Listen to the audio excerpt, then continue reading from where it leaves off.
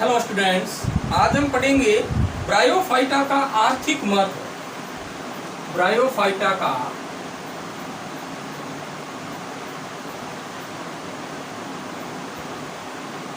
आर्थिक महत्व।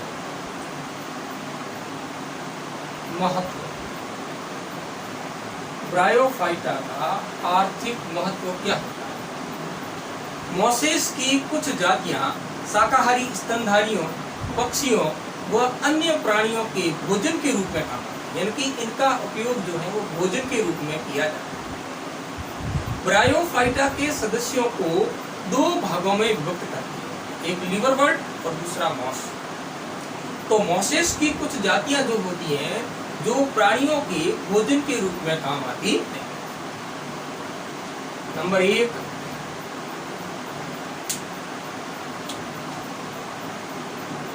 मोसेस की कुछ जातियां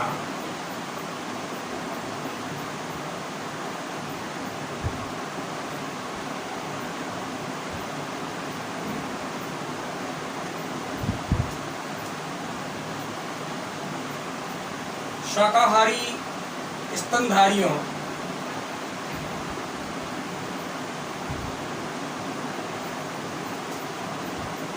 पक्षियों व अन्य प्राणियों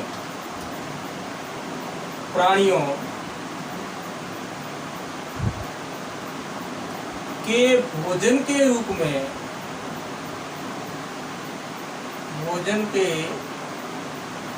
में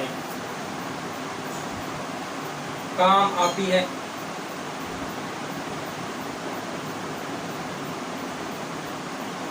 तो पहला महत्व क्या हो गया कि इनका उपयोग भोजन के रूप में किया जाता है। 2 नंबर,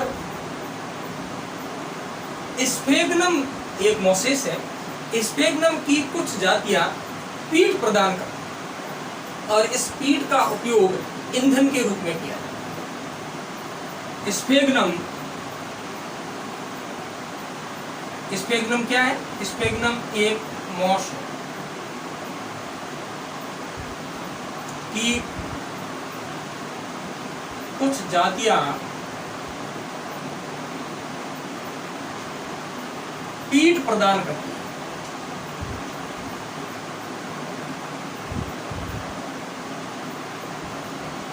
पीट प्रदान करती है। इसका उपयोग ईंधन के रूप में किया जाता है। इसका उपयोग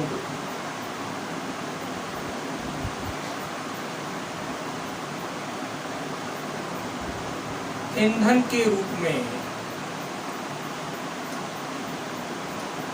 किया जाता है।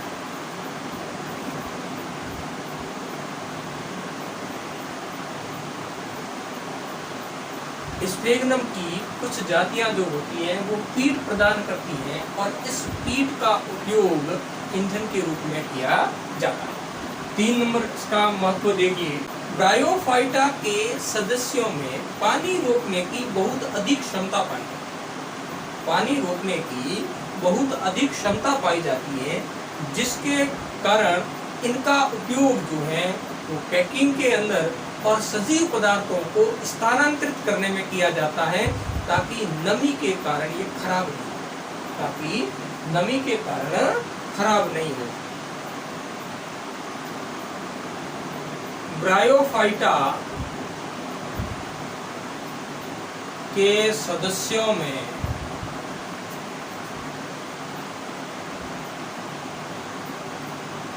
पानी रोकने की बहुत अधिक क्षमता पाई जाती है।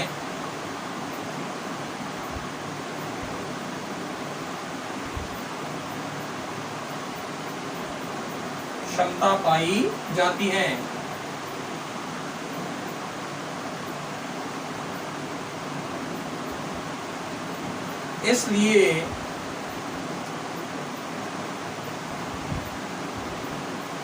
इनका उपयोग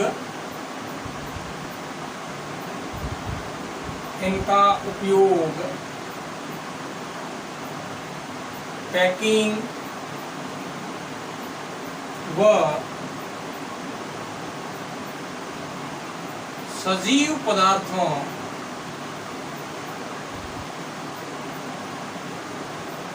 का स्थानांतरित करने में किया जाता है। स्थानांतरित करने में किया जाता है।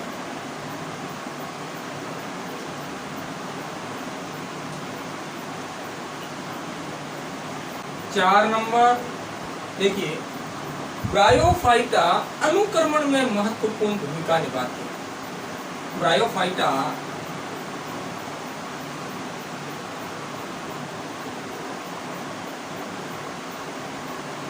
अनुक्रमण में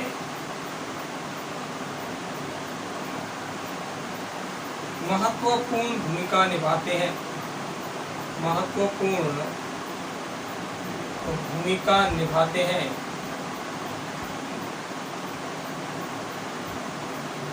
अनुक्रमण का मतलब क्या हुआ?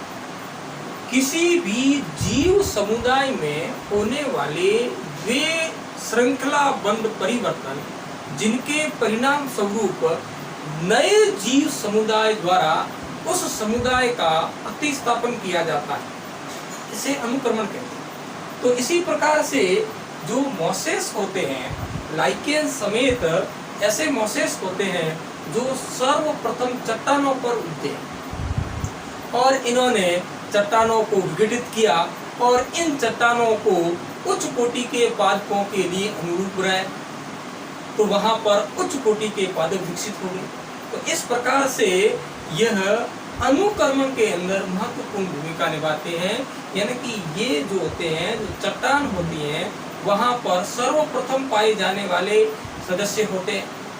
मोसेस जो होते हैं वो जो चट्टानें होती हैं जहां पर परिस्थितिकी तंत्र नहीं पाया जाता, तो सर्वप्रथम जो होते हैं वो मोसेस पाए जाते हैं और वहां पर मोसेस के द्वारा इस प्रकार के परिवर्तन होते हैं, तो वहां पर अन्य पादप समुदाय जो होते हैं विकसित हो जाते हैं। इस प्रकार से अनुक्रमण के अंदर इनका महत्वपूर्ण योगदान होता है। ये चट्टानों को विघटित करते हैं और उन चट्टानों को अन्य उच्च कोटि के पादपों के लिए अनुरूप बनाते हैं। इस प्रकार से मोसेस व यानी कि ब्रायोफाइटा के सदस्यों का पारिस्थितिक दृष्टि से महत्व है।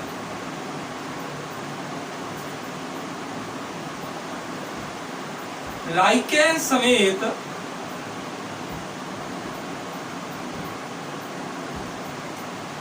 मोसेस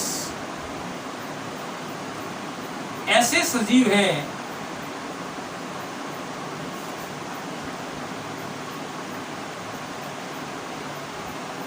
जो सर्वप्रथम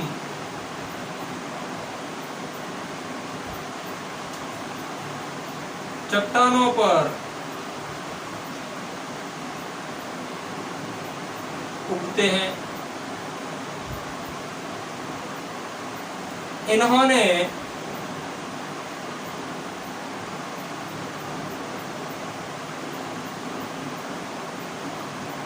चट्टानों को विघटित किया, चट्टानों को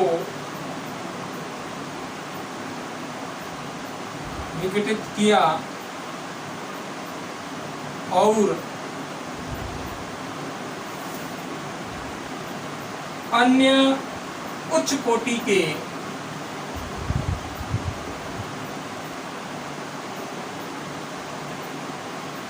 पौधों के लिए अनुरूप बनाया।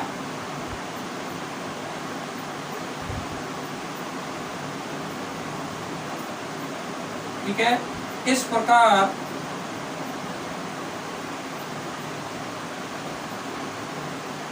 पारिस्थितिक दृष्टि से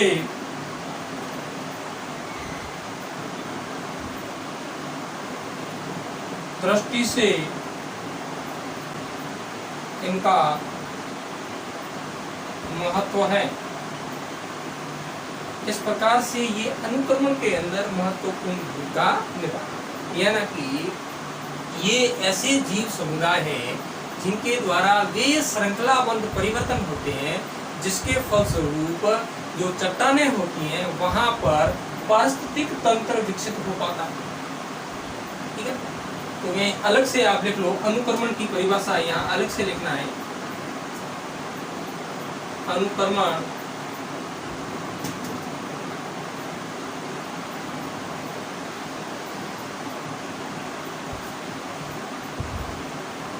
किसी जीव समुदाय में होने वाले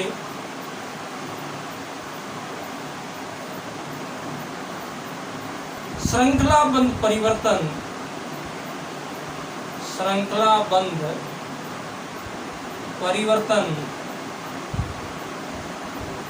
जिनके परिणाम स्वरूप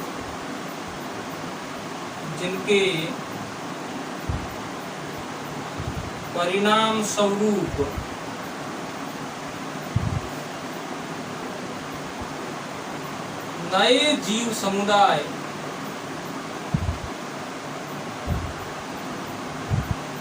द्वारा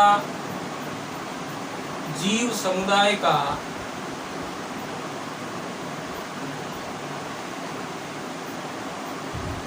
प्रतिस्थापन किया जाता है।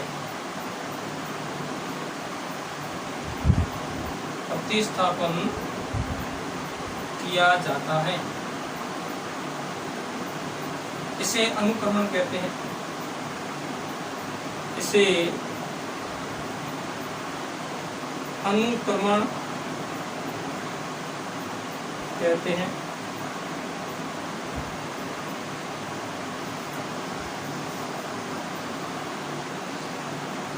ठीक है, तो सर्वप्रथम चट्टानों पर जो जीव समुदाय होता है वो कौन सा होता है?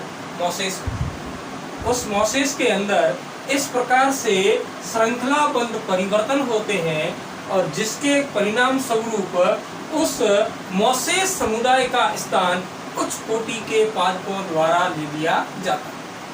यानी कि वो मोसेस समुदाय उच्च कोटि के पादपों द्वारा प्रतिस्थापित हो जाता है। तो इसे क्या कहते हैं? अनुक्रमण कहते हैं। तो चट्टानों पर सर्वप्रथम जहाँ पर जीव समुदाय नहीं होता वहाँ पर मोसेस जो है वो उगते हैं और वहाँ पर पारिस्थितिकी तंत्र का निर्माण करते हैं। इसलिए ब्रायोफाइटा के सदस्यों का अनुक्रमण में महत्वपूर्ण योगदान होता है। ये मृदा अपक्षरण को रोकते हैं। ये मृदा अपक्षरण को रोकते हैं। ये मिट्टी पर सघन परत बनाते हैं।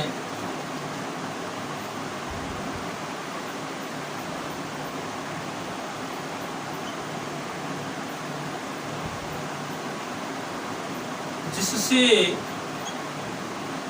वर्षा की यानी कि पानी की वर्षा की बौछारें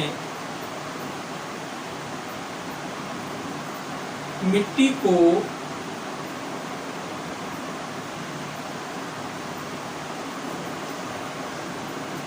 अधिक हानि नहीं पहुंचा पाती। अधिक हानि नहीं पहुंचा पाती।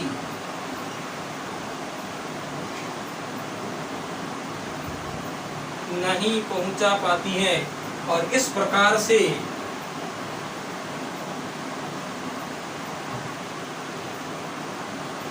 ये मृदा अपक्षरण को रोकते हैं।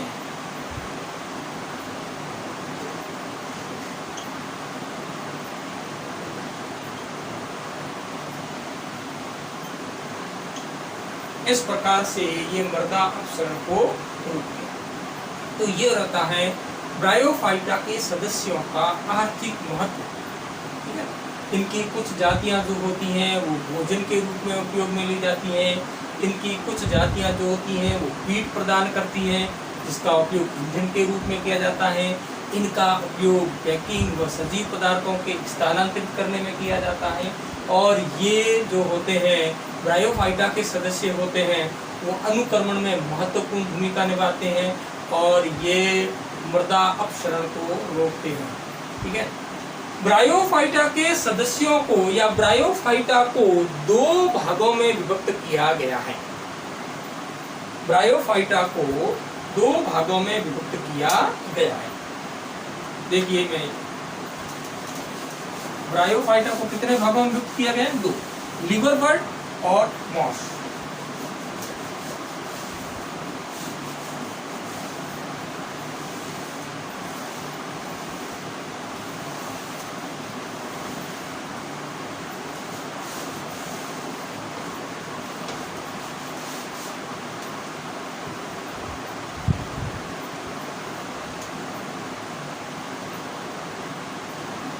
Bryophyta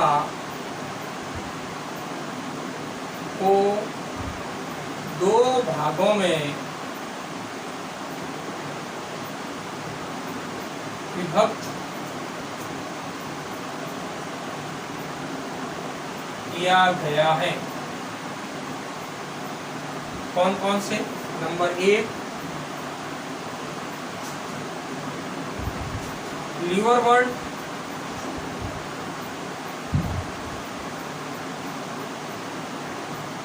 number 2 moss.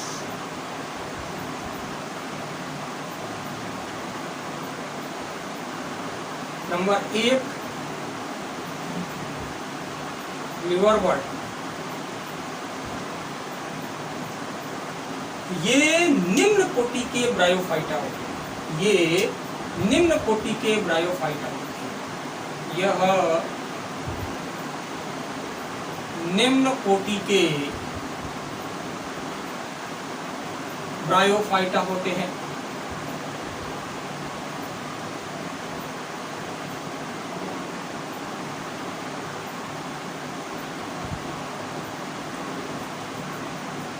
जैसे कौन कौन से उदाहरण है? लिक्सिया, मॉर्केंसिया,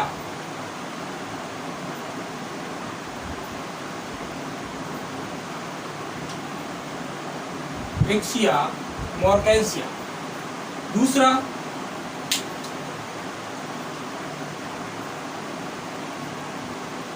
मॉस, यह उच्च कोटि के ब्रायोफाइटा होते हैं। यह उच्च कोटि के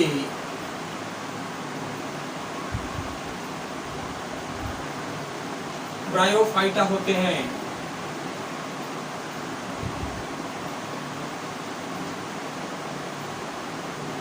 जैसे फ्यूनेरिया, स्फेग्नम और पॉलीट्राइकम। जैसे फ्यूनेरिया,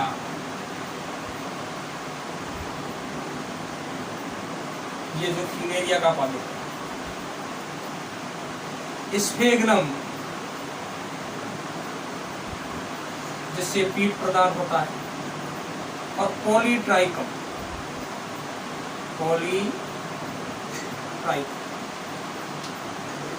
ठीक है। तो ब्रायोफाइटा को दो भागों में विभक्त किया गया है, लिवरवर्ट्स और मॉस। लिवरवर्ट जो होते हैं वो निम्न कोटि के ब्रायोफाइटा होते हैं और इसके अंदर लिक्सिया और मॉर्केंसिया आते हैं, और मॉस जो होते हैं वो उच्च कोटि के ब्रायोफाइटा होते हैं जिसके अंदर फ्यूनेरिया, स्फेग्नम और पॉलीट्राइकम